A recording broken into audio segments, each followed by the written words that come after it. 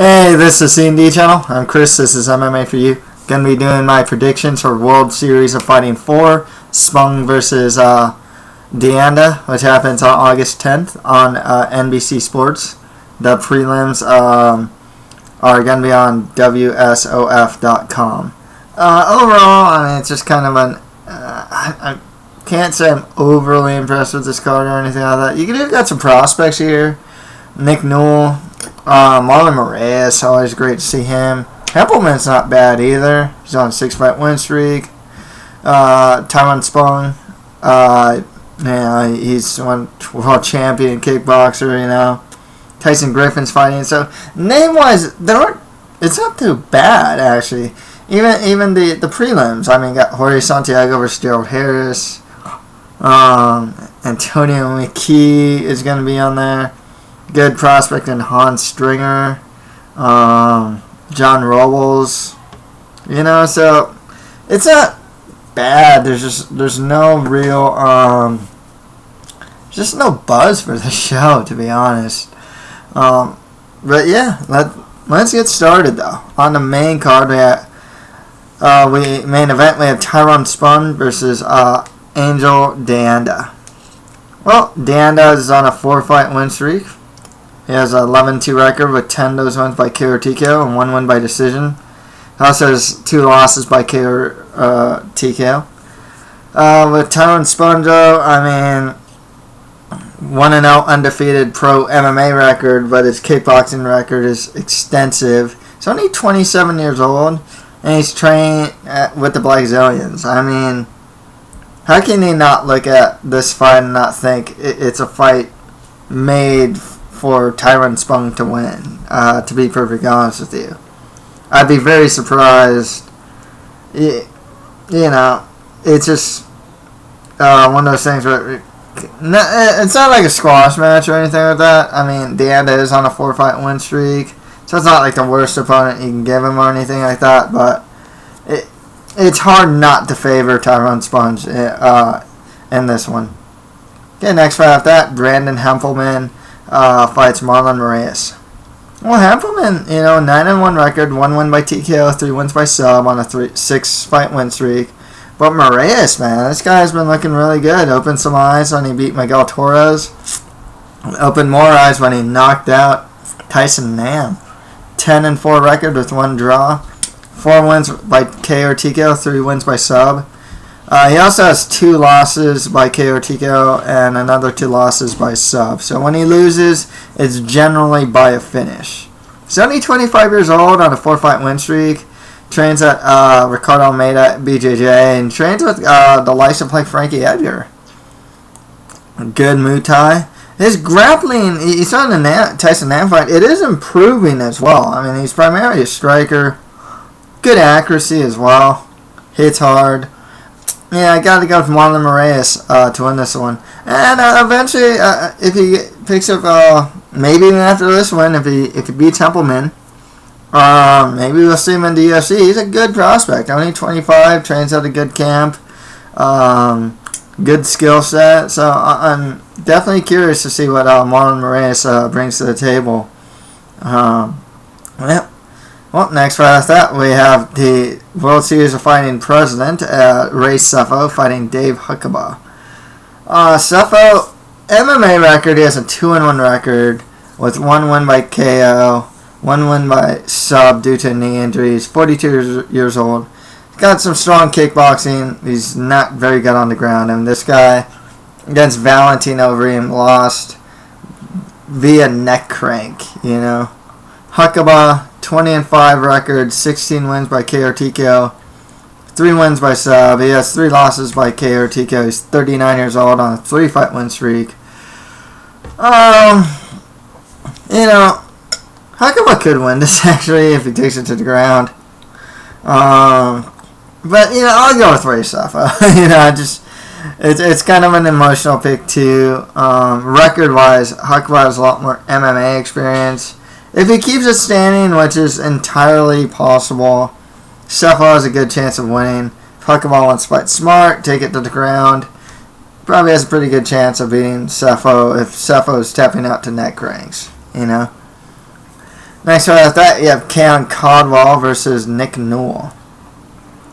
Caldwell, he is an Ultimate Fighter alum, if I'm not mistaken. 9-1 record. 8 wins by KO TKO, 1 win by sub. He also has, and his lone loss is by sub. He's only 23 years old on a 2-fight win streak. And all of his wins and losses are by a finish. Nick Newell, 9-0, undefeated record. 2 wins by KO TKO, 6 wins by sub. He's 27 years old. He's training out of ATT. Only one of his fights went past the first round, and that fight was against Chris. Was it Chris Coggins? I think his name was last name was Coggins, if I'm not mistaken. He only has one arm, but don't let that fool you. It's like a hook, so like if he gets a leg lock, you're like tapping out. I mean, you can't pry this guy's like hook of an arm off of you, you know. It actually gives him like leverage, to be perfectly honest with you.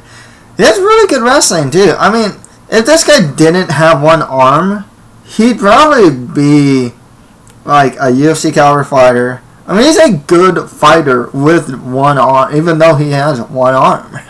That's the thing. Strong wrestler. He's really relentless about getting the takedowns. Good leg locks. And some solid Brazilian Jiu-Jitsu.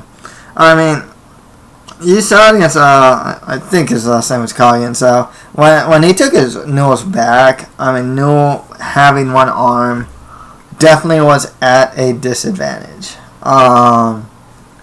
Otherwise, he's shown to be, his stand-up's improving. I mean, I think he head-kicked someone, KO'd someone in XFC. And Brazilian Jiu-Jitsu is pretty strong, He'll take the back, choked out Eric Reynolds, and Eric Reynolds is a solid fighter. Definitely one of those type of guys. Reynolds is one of those guys that if you can beat an Eric Reynolds, you probably deserve a look in the UFC. Newell beat him in the first round. Took his back, rear naked choke. Gotta go with Nick Newell to win this one. Like I said, like a lot of people are deceived because he has one arm and don't think he's very good or something like that. No, he's actually really good despite having one arm. That's the thing with him. Yeah, next fight after that, Gesias Cavalcante, JZ Cavalcante fights Tyson Griffin. Now, Tyson Griffin, 16-6 record, 6 wins by KO TKO, 3 wins by sub. He has 2 losses by KO TKO. He's 29 years old, training out of Extreme Couture. I think he's still training out of there.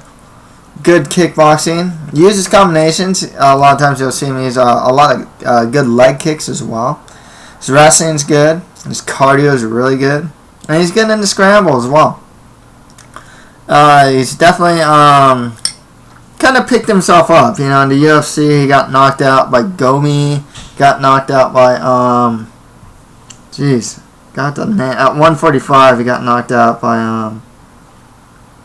Bartimus. Yeah, Bart Pasowski. JZ, 17-7 record with 1 draw and 2 no contests. 5 wins by KO TKO, 8 wins by sub. Has 2 losses by KO TKO. He's 30 years old, training out of the Black Zillions. Solid Muay Thai, Brazilian Jiu-Jitsu black belt. Problem is, this guy's had a lot of injuries, some surgeries, if I'm not mistaken. He's honestly kind of looking like a shot fighter. I hate to say it, because I'm a fan of the guy, but he's just not as quick as he used to be. He's just, he got a solid win over that. I think he's an English fighter. I forgot his name. He's still got skills, but he's not as good as when he was fighting in Japan and whatnot. I got to go with Tyson Griffin to win this one. I think he can probably outwork Cavalcante. Good combinations.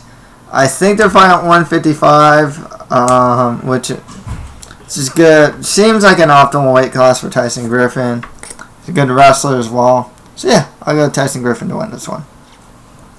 Okay, on to the prelims. We have Gerald Harris versus Jorge Santiago. Harris, 21-5 record, 9 wins by KO TKO, 6 wins by sub. He's 33 years old. Good wrestler, good top control.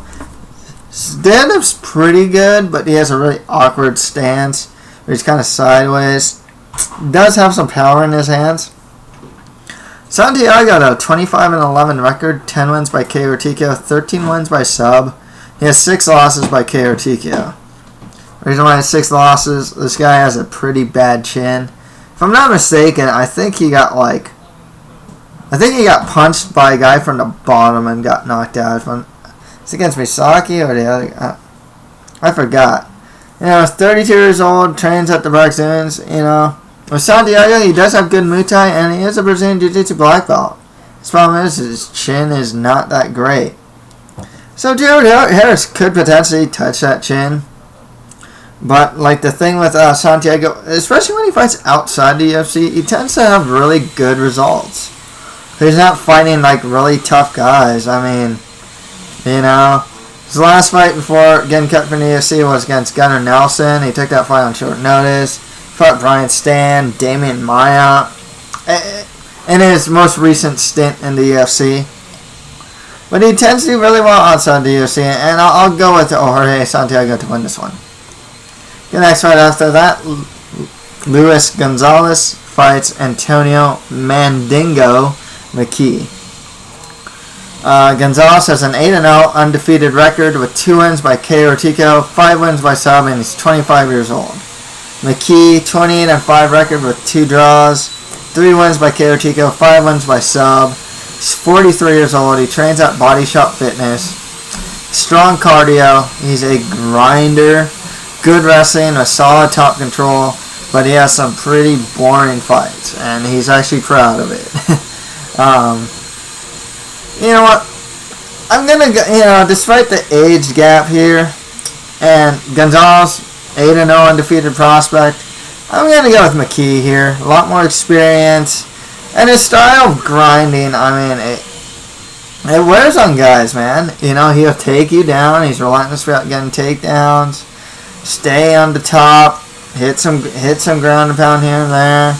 But you know that's Antonio McKee's game, and I think we'll see it here. Okay, next fight off that we have a former tough Ultimate Fighter assistant coach Lou Pauly fights Hans Stringer. With Pauly, 12-4 record, 1 win by TKO, 8 wins by sub. He's 31 years old, on a 2-fight win streak and trains out of Black House. Hans Stringer, 21-5 record with 2 draws, 9 wins by KO TKO, 8 wins by sub. He's 26 years old. He's training with the Black Zillions right now on a 4-fight win streak. I've actually heard some good stuff about Hans Stringer, and I'll go with Hans Stringer to win this one. Okay, next fight after that, Jared Papazian fights John Robles. Or maybe it's Robles. Okay, Robles has a 7-1 record with 6 wins by KO TKO, 1 win by decision, 30 years old, 2-fight win streak. Jared Papazian, 15-10 record with 1 no contest, 5 wins by KO TKO, 1 win by sub. He also has 6 losses by sub. He's 25 years old. Good striker, actually. If you saw his fight against like Mike Eason, you got to see that. Lost to like guys like Dustin Pegg. Got choked out pretty easily by him, actually. Then he went to 125, lost to Tim Elliott. That was him, Tim Elliott, if I'm not mistaken. But he's only won 1 of his last 5 fights. And he is, you know, not the best submission defense. I'll go John Robles to win this one. And finally, Isaac Gutierrez fights Victor Valenzuela. Victor Valenzuela has a 12-6 record with 2 draws, 7 wins by KO TKO, 4 wins by sub. He also has 2 losses by KO TKO, and he trains out of Millennia MMA. If I'm not mistaken, I believe guys like Lorenz Larkin train out of there, if I'm not mistaken. Isaac Gutierrez, he's actually trains at a place very close to my house here in South Orange County. 5-3 record, 1 win by TKO, 2 wins by sub. All 3 of his losses are by submission, so he could lose by sub here. He trains out of Sub Fight or MMA, which is not very far from my house actually.